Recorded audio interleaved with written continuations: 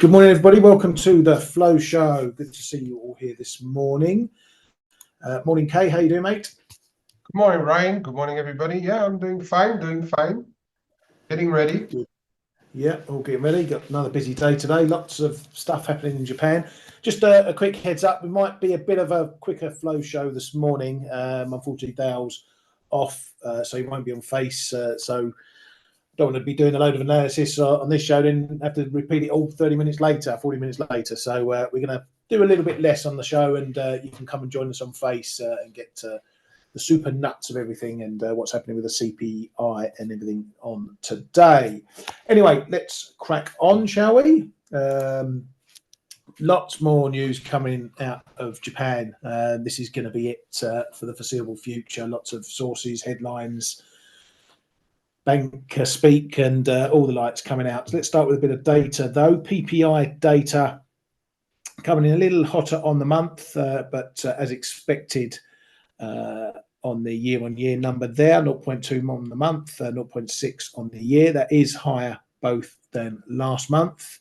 There's a business sentiment index as well that coming in for Q1, down 6.7% for large manufacturing firms.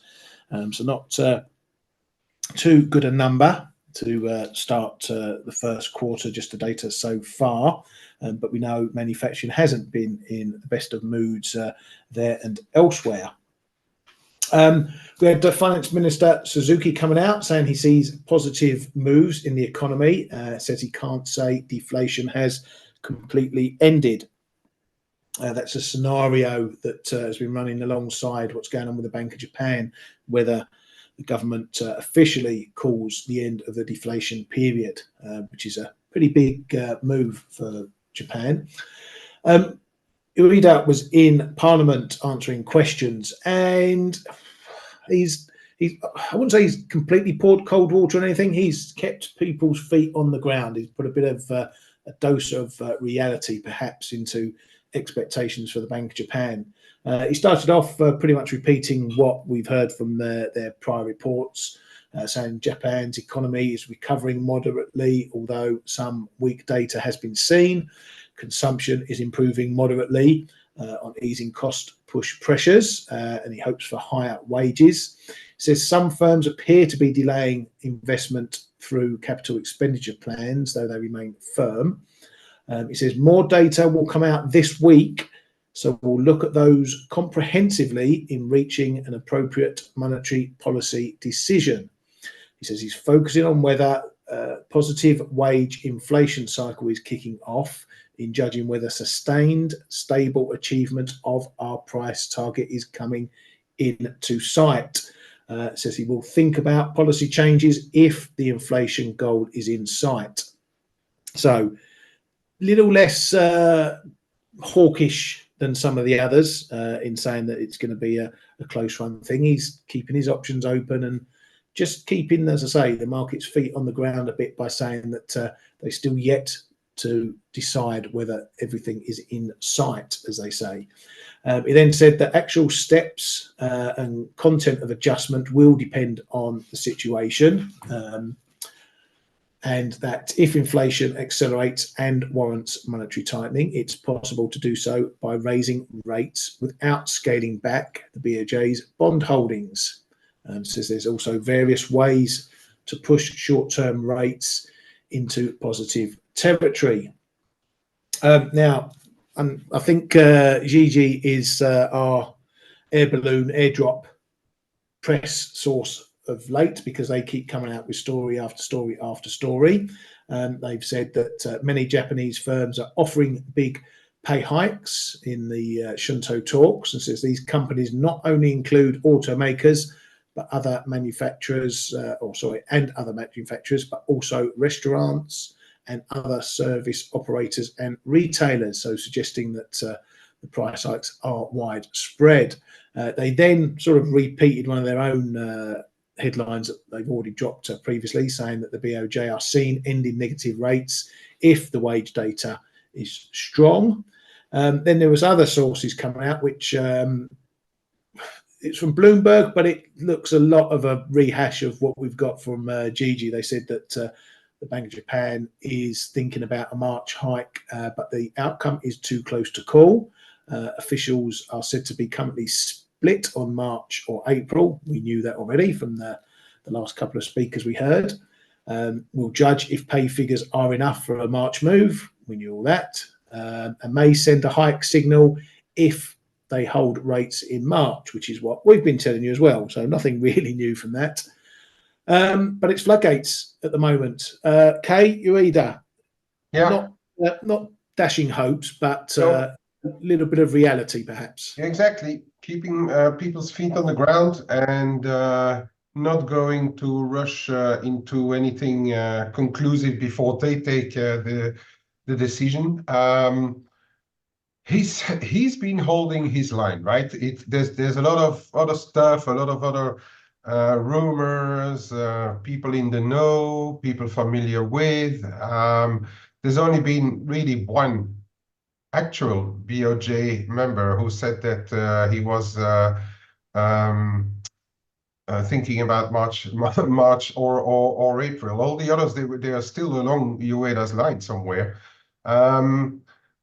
Yeah, it's just a confirmation that this week's tomorrow we kick off with those possible news about the wage hikes.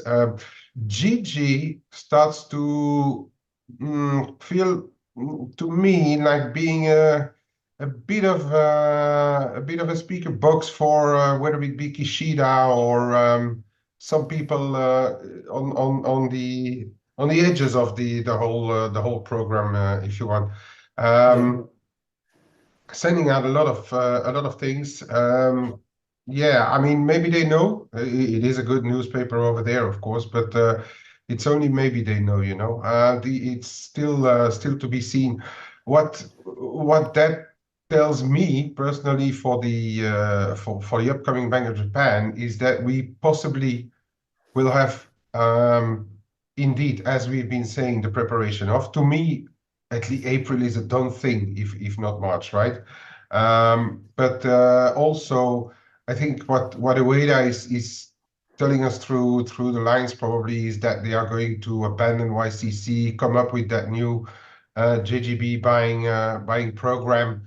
That would already be kind of a step for them, and then they will probably raise the rates in April. That is now, to me, a very plausible scenario, that they will do some stuff in this meeting because they can afford it.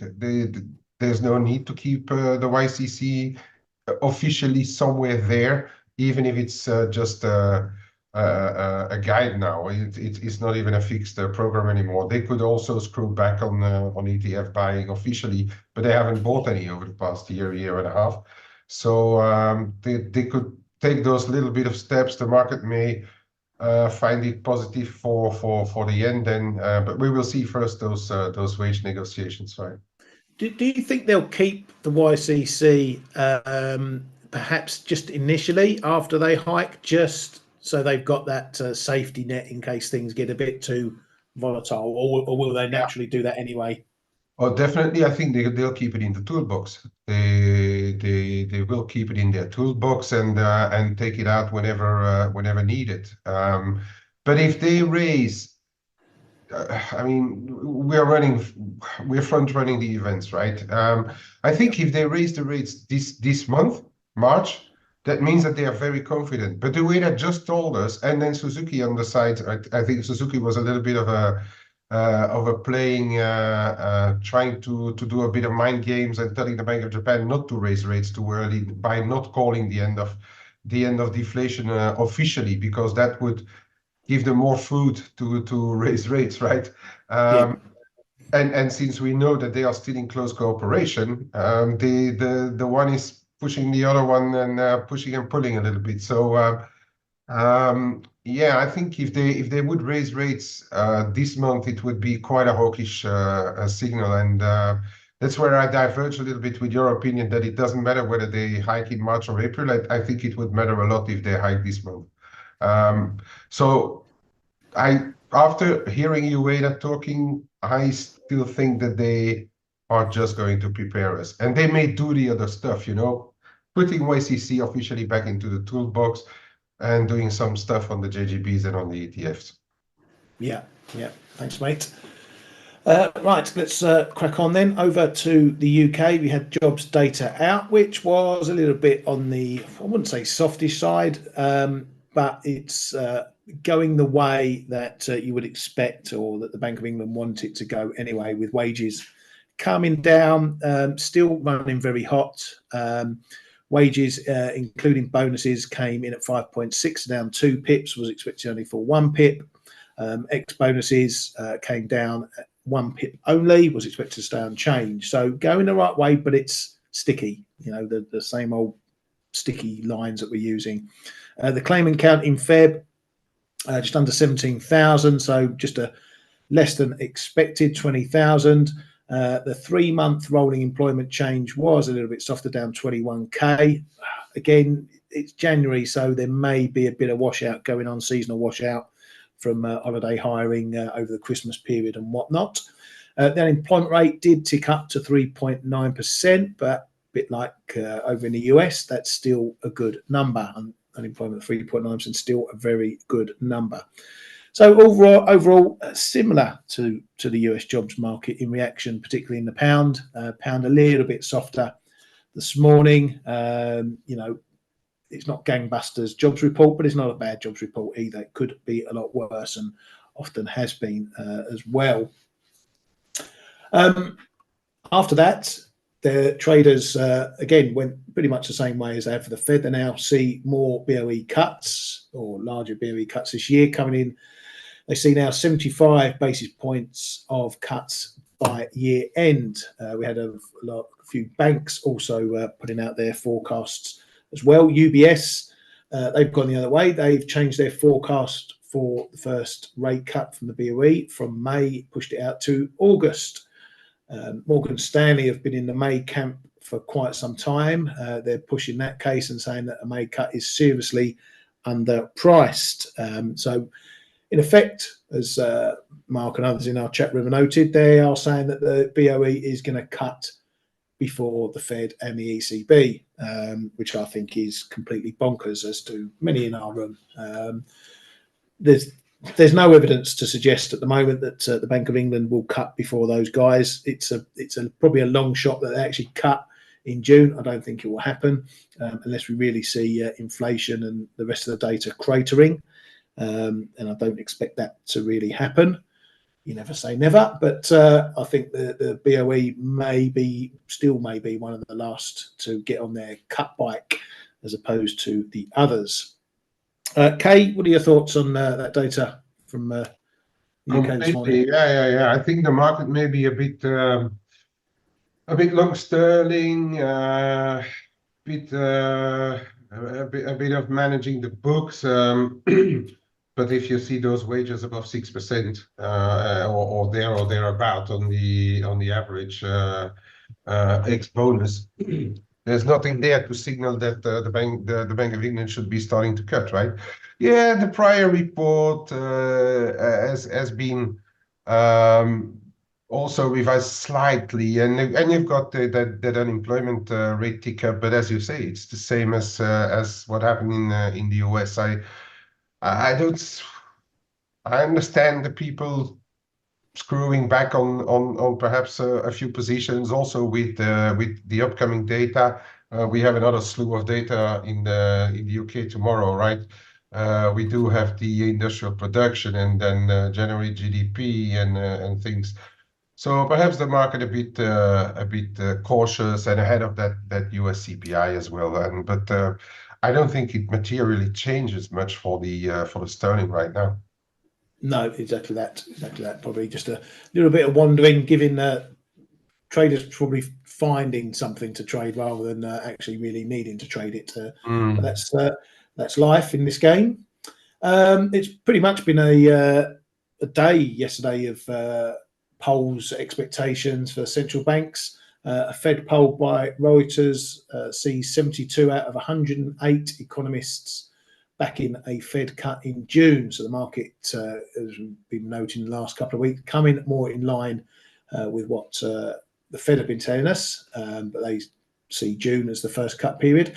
52 of those 108, so just under half, see rate cuts of 75 basis points or less in 2024. 26 of those 108 see rate cuts of 100 basis points or less in this year. 38 out of 44 economists, a big majority, say that there's a bigger risk that the March dot plot shows fewer rate cuts. So that would be a bit of a hawkish turn. And we have heard from some of the Fed heads, particularly Mester, about how she may change her or raise her long running dots. That's the column that is at the end of all the annual forecasts that they make. So there'll be 24, 25, 26, and then the longer run rate plot. Mester was out, BOE's man was out as well, saying that there's a long way to go for inflation pressures to be consistent with the inflation target, and that the BOE's forecast on service inflation looks aggressive. Back over to the US, and JP Morgan CEO Jamie Dimon said that the US economy is doing fine and it's almost a kind of boom now. He sees a little bit of a bubble in equity markets right now, and says that if rates don't go up and there's no recession, most banks will muddle through the issues. So bit of a veiled comment there that if rates do go high, then it's going to create potentially more problems, and that's going to be related a lot to the commercial real estate stuff going on. Another bit of a tailwind for Bitcoin yesterday from the UK. UK FCA regulator is apparently going to allow crypto-related exchange-traded notes. These are basically securities, debt securities that track the underlying instrument, in this case Bitcoin.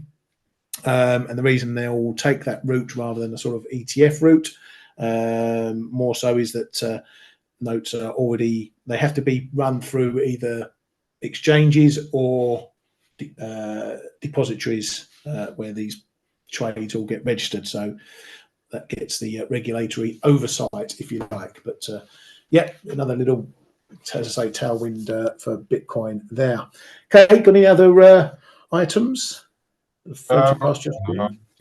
think that's okay, mate. There's not been a lot being said. I must say that Diamond, his comments that he gave over the past a year or so, they've been relatively close to what is happening in the market. So he is one of, obviously he's the CEO of JP Morgan, but he's one that I like to listen to when he says stuff, you know. Yeah. But for the rest, no, some of the others. But yesterday we also had like the inflation expectations out. Medium term, they remain sticky in the US. Okay, New York Fed came out with the inflation expectations. So short term remained unchanged, but the medium term ticked up a tick, like the 3-year and the 5-year horizon as well. So that still remains sticky. Yeah, thank you very much, mate. Right, so let's have a quick look what's been going on in markets, and those Ueda comments and just a bit of sentiment coming in, reality maybe. Also, maybe a few people are a bit short yen pairs at the moment, so we saw a bit of a rally back into 147. This 146.50 is a bit of a level now, as defined by the price action down here.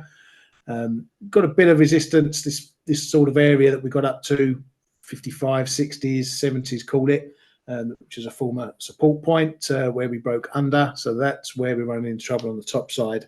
I'm still only looking at a real wide view of this one if I'm going to be looking to trade it. I may think about getting into a bit of a CPI short if we get a decent rally, hot numbers from the US, and we see this one higher, because I think as much as the market's probably traded a good chunk of what's coming from the Bank of Japan, I think rally selling is going to be seen here. So we still need that confirmation. So if we get to a juicy rally in this one, I'm going to be a bit tempted to maybe get into a couple of little shorts just to see what goes on. Obviously, big day tomorrow and Friday with the wages stuff from Japan. But for now, we're going to switch from the yen side of things to the dollar side of things as we go into the US day. So that one, yeah, just going to, even though this looks like strong support, if there's big headlines out of Japan, hawkish headlines, it's going to stand up to nothing. So, if you are leaning on these sorts of levels, look to keep your trades fairly tight, maybe a bit less risk than usual. We've still got high volatility, so a big headline and it's going to carve through. Same on the upside. So just be a bit wary, know the conditions, know the waters you're swimming in. Kay mentioned the pound, yeah, coming off a bit. Would have liked to have seen it hold this 128 area. That keeps the rally maintained.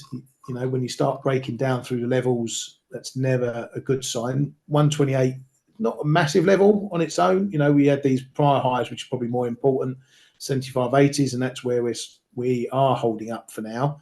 But it's just looking like at the moment we're holding below 128.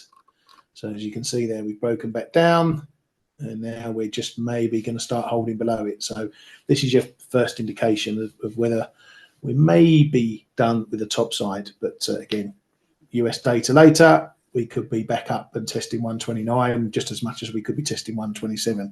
You just don't know in these times at the moment. Euro sterling also is continuing its push off from the 85 handle. Again, it just shows you how big this level is down here. But as much as I like this level, as much as I like trading it off it at the moment, I am conscious that the bounces are very limited. And that's a worry because it keeps the pressure on this big level down here. So even though we've had this bounce from another test, I'm getting a bit more conscious that maybe think about sticking in some sell stops just below my zone here, because the longer it holds, the more it holds, the bigger the stops build below, the more volatile a break is if one happens. So I'm going to be thinking, about getting some sell stops in here to turn short if that breaks. But in the meanwhile, I'm still long, happy to sit in it, but I would like a bit of more of a bounce up to 86s perhaps. But this one's an absolute snail, as we know, so could be sitting here a while waiting for this one. Kay, what are your thoughts on the quick Gemini? Anything going on in the crosses? Do you want to have a look at Guppy or something? I'll bang it over. Oh yeah, I can have a look at some stuff if you like, quickly. Yeah. All yours, mate.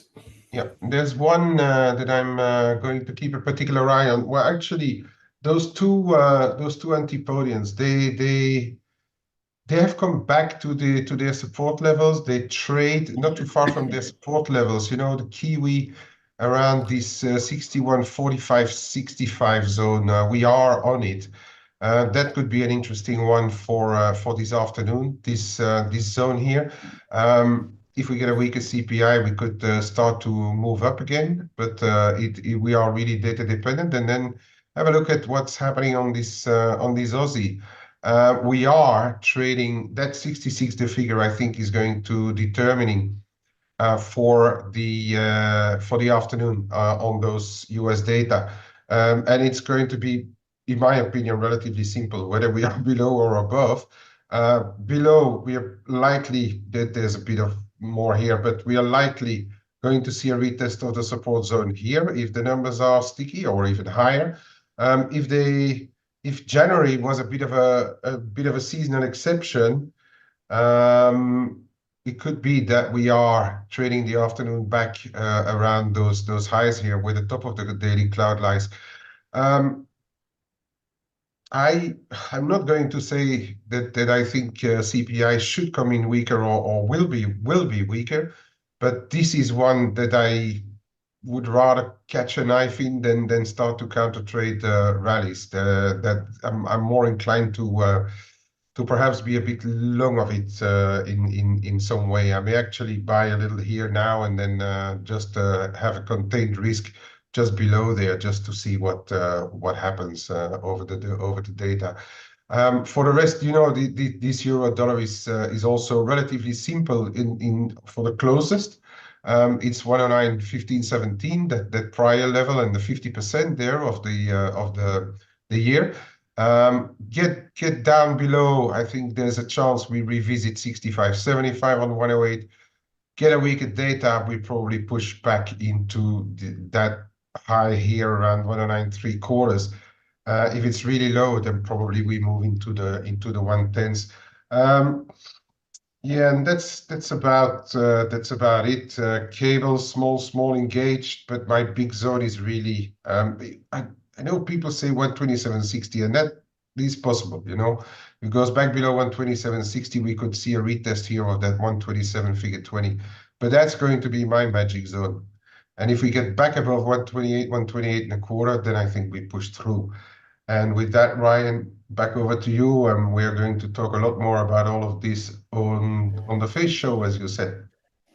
Yeah, thank you very much, mate. Yeah, we'll call it an early one today, folks. Yeah, we don't want to repeat ourselves here and then say it all again in half hour's time. So, yeah, that's got you through the headlines and a little look at what's happening with the BOJ in the UK and a couple of charts there. But we'll cover more a bit later on Face. Do join us there. Thank you very much for coming to us today. Thanks, Kate, for your valued input, and we'll see you a little bit later. Cheers, all. Hey traders, this is Blake Morrow with ForexAnalytix. Thanks for stopping by our YouTube channel. Don't forget to like these videos, share them, and subscribe to our channel so you don't miss any of the content that we provide here for free. Thanks for stopping by. I'll see you in the next video.